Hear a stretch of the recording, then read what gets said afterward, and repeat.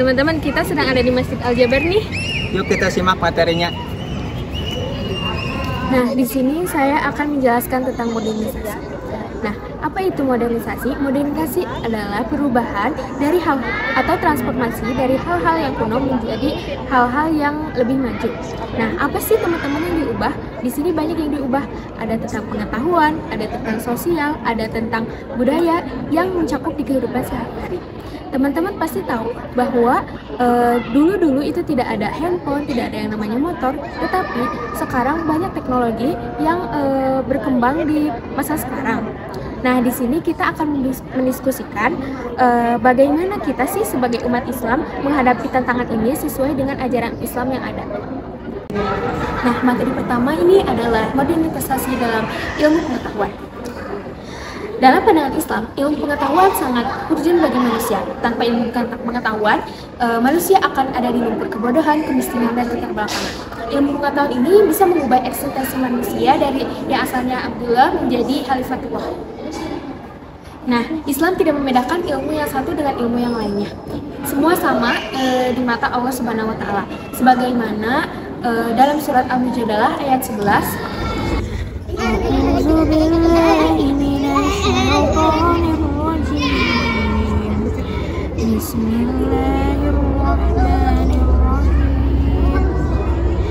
Inna fi khalqis samawati wal ardi ikhtilafil laili wan nahari la ayatin liulil albab alladzina yadhkuruna Allaha qiyaman wa qu'udan wa 'ala junubihim wa yatafakkaruna fi khalqis samawati wal ardi Rabbana ma khalaqta hadza batila subhanaka faqina adzabannar. Shadaqallahul azim. Artinya, dan apabila dikatakan berdirilah kamu, maka berdirilah. Niscaya Allah akan mengangkat derajat orang-orang yang beriman di antaramu, dan orang-orang yang diberi ilmu beberapa derajat. Dan Allah Maha Teliti apa yang kamu kerjakan. Nah, apa yang dimaksud dengan mengubah dunia barat pada masa kelam? Jadi, pada tahun 31 Masehi, berdirilah kerajaan Romawi. Nah, kerajaan Romawi ini sakit keras. Nah, sakit keras di sini yaitu kerajaan yang saling berpecah belah dan bermusuhan, dan menetapkan pajak yang tinggi kepada buruh, petani, serta merendahkan wanita. Wanita dilarang tertawa, yaitu tidak boleh mengeluarkan pendapat, serta tidak boleh memakan daging, karena dulu daging adalah makanan istimewa di sana, dan mayoritas orangnya memakan roti. Nah, di sini adalah peradaban masa kelamnya di Eropa. Yang paling parahnya lagi yaitu di Eropa Utara, mereka tidak mengubur mayat-mayat pasangan mereka dan membakarnya sendiri. Bahkan ada orang-orang yang membakar dirinya sendiri karena tidak mempunyai pedoman hidup terhadap dirinya sendiri. Karena dulu di sana tidak mempunyai undang-undang yang berlaku, masih bersifat tradisional. Pada masa itu, Eropa tidak mempunyai undang-undang yang berlaku. Nah, pada tahun 650 Masehi sampai 1250 Masehi, terlahirlah filsuf-filsuf dan Islam yang menafsirkan peninggalan dari bahasa Yunani menjadi bahasa Arab. Nah, di sini Islam menjadikan kiblat utama bagi bangsa-bangsa Eropa karena mereka masih bersifat tradisional dan menggunakan ajaran-ajaran di gereja atau dogmatisme gereja. Materi kedua, modernitas dan teknologi. Pada abad ke-8 sampai dengan abad ke-12, Islam pernah berjaya dalam bidang ilmu pengetahuan dan teknologinya. Ini dibuktikan dengan banyaknya ilmuwan-ilmuwan Islam yang terkenal tulisannya pada masa itu. Misalnya dalam bidang astronomi, Al-Batten dapat menghasilkan tabel-tabel astronomi yang akurat. Lain dalam bidang astronomi, dalam bidang kedokteran pun ada Abu Bakar Muhammad bin Zakaria Al-Raji atau Rajes. Dalam Islam sendiri, Al-Quran tidak pernah mengekang umatnya untuk maju dan modern. Justru, Islam sangat mendukung kemajuan umatnya untuk melakukan penelitian dan bereksperimen dalam bidang apapun, termasuk dalam bidang teknologi. Bagi Islam, Teknologi merupakan bagian dari ayat-ayat Allah yang perlu kita gali dan kita cari kebenarannya. Nah, misal dalam ayat Al-Quran, surat Al-Imran ayat 190 sampai 191.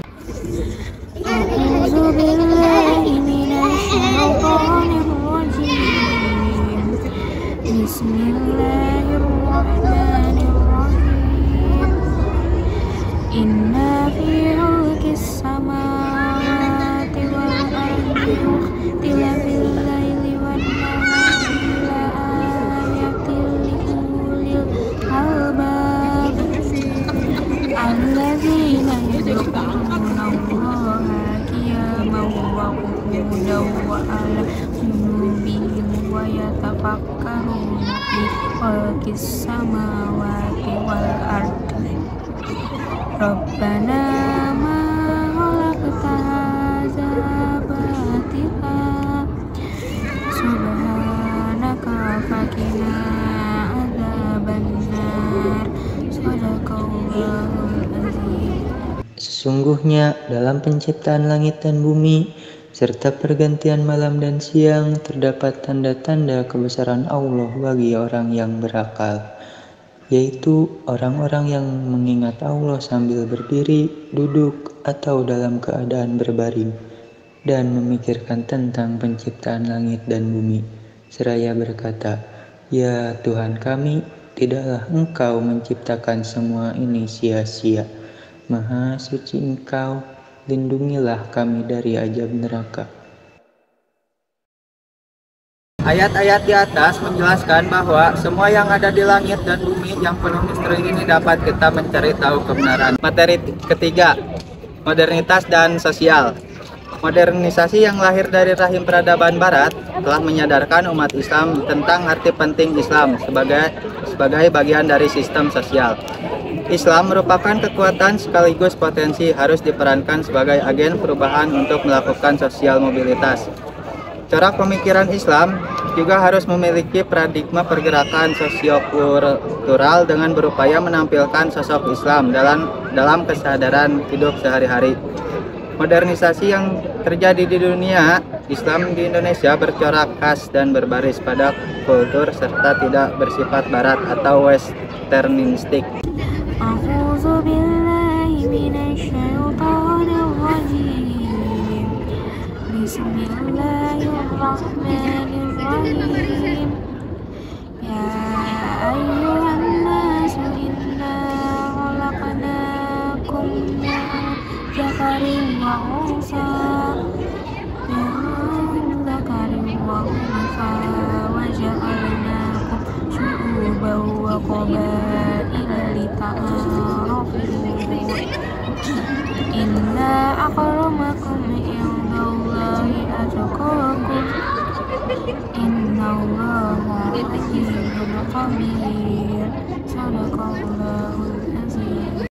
Artinya, hai manusia, sesungguhnya kami menciptakan kamu dari seorang laki-laki dan seorang perempuan, dan menjadikan kamu berbangsa-bangsa dan bersuku-suku supaya kamu saling kenal mengenal.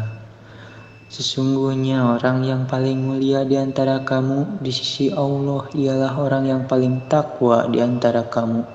Sesungguhnya Allah Maha Mengetahui lagi Maha Mengenal. Contoh dari Al-Quran Al-Hujarat ayat 13 yaitu hablum minanas. Cara pemikiran Islam juga harus memiliki paradigma pergerakan sosiokultural dengan berupaya menampilkan sosok Islam dalam kesadaran sehari-hari. Kita sebagai umat Islam harus menjalankan hablum minanas setelah kita menjalankan hablum minallah, yaitu kita yang beribadah kepada Allah seperti salat, zakat, puasa, dan lain-lain. Hablum minanas itu kepada manusia, ya jadi berhubungan dengan manusia, misalnya menjaga silaturahmi antara keluarga saya dan tetangga. Dan itu termasuk hablum minanas karena berhubungan langsung kepada manusia-manusia lainnya. Modernisasi yang terlahir dari rahim peradaban barat telah menyadarkan umat Islam tentang arti penting Islam sebagai dari sistem sosial. Yang dimaksud dari melalui pemikiran Islam sebagai kekuatan kultural ini secara sosiologis menunjukkan bahwa Islam akan dapat ditampilkan sebagai sosial, salvation atau penyelamat sosial. Penyelamat sosial itu apa? Nah, kalau di agama Islam semuanya itu udah punya struktur, jadi sudah benar-benar jelas. Jadi agama yang diberi nama Rasulullah SAW itu sudah benar-benar jelas, udah nggak ada kekurangan karena agama Islam itu penyempurna agama-agama yang sebelumnya datang. Nah, maksud dari penyelamat sosial ini, jadi karena Islam sudah menjadi agama yang jelas, sudah mempunyai struktur yang jelas dalam kehidupan sehari-hari. Nah, materi yang terakhir yaitu modernitas di bidang budaya. Agama Islam bersumberkan wahyu dan memiliki sifat-sifat yang normatif sehingga cenderung permanen. Sedangkan budaya adalah buatan manusia sehingga pada perkembangan zamannya cenderung berubah-ubah. Nah, budaya Islam di sini adalah berakulturasi, saling berakulturasi menjadi sebuah budaya. Nah, namun pada perkembangannya, kebudayaan menurut Islam bukanlah value free atau bebas nilai, tetapi value bound atau terikat nilai. Oke, di sini teman-teman aku akan menganalisis bersama teman-teman apakah Islam di sini merupakan value bound dan value bound ini bisa diterapkan atau ditetapkan di masa sekarang. Banyak orang Islam yang menyangka bahwa Islam itu adalah value free. Namun agama Islam adalah agama yang toleran. Apakah Islam bisa menerima budaya-budaya yang tidak termasuk dalam Al-Quran dan Hadis? Untuk jawaban saya tidak. Tanpa disadari teman-teman, kita sedang berada di perang. Nah, perang ini bernama perang pemikiran atau gawajul pikir. Ada 3, yaitu food, fashion, dan fun. Nah, teman-teman, apa sih gawajul pikir itu? Nah, gawajul pikir itu adalah perang pemikiran. Perang ini ada 3, yaitu food, fashion, dan fun. Yang pertama, food. Banyak makanan yang dari Islam, contohnya yaitu ada beberapa tahun yang lalu ada produk mie instan yang mengandung minyak babi tetapi lolos dari BPJPH. Nah, itu termasuk perang gawajul fikri. Yang kedua yaitu fun.